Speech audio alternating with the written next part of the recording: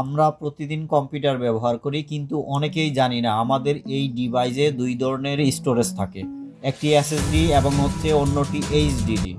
তো আজকে আমরা জানবো এটির পার্থক্য এবং কোনটা আপনার জন্য বেস্ট হবে। তো চলুন কথা না বাড়িয়ে শুরু করা যাক। এসএসডি অনেক দ্রুত, উইন্ডোজ বা সফটওয়্যার মাত্র কয়েক সেকেন্ডে ওপেন হয়। অন্যদিকে এইচডিডি একটু স্লো, সব কিছু চালু হতে সময় নেয়।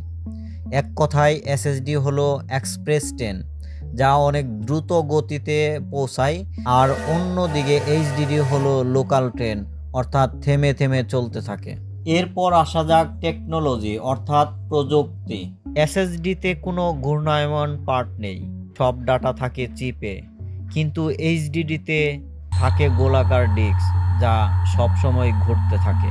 এরপর আসা যাক লংজিবিলিটি অর্থাৎ টেকসই। ঝাঁকুনি খেলে এসএসডিতে ডাটা নষ্ট হওয়ার ভয় কম থাকে, কিন্তু এইচডিডিতে পড়ে গেলে ধাক্কা লাগলে ডাটা হারানোর সম্ভাবনা বেশি। এরপর আসে নয়েজ অ্যান্ড হিট অর্থাৎ শব্দ ও তাপ। এসএসডি একদম নীরব, গরমও হয় কম, কিন্তু এইচডিডি ঘোরার সময় অনেক শব্দ করে আর বেশি তাপ ছড়ায়। এরপর আসি স্টোরেজ ক্যাপাসিটি অর্থাৎ ধারণ ক্ষমতা। এসএসডি সাধারণত 128 জিবি থেকে 4 টিবি পর্যন্ত পাওয়া যায়, আর এইচডিডি সহজে 500 জিবি থেকে 20 টেরাবাইট পর্যন্ত পাওয়া যায়। এরপর আসা যাক ব্যবহারের জায়গা অর্থাৎ ইউজ। এসএসডি গেমিং, এডিটিং, দ্রুত কাজের জন্য দারুণ।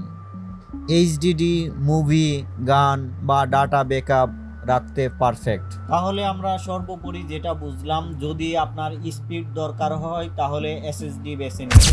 যদি আপনার অনেক স্টোরেজ অর্থাৎ কম দামে বেশি জায়গার প্রয়োজন হয় তাহলে আপনি এইচডিডি বেছে নিন।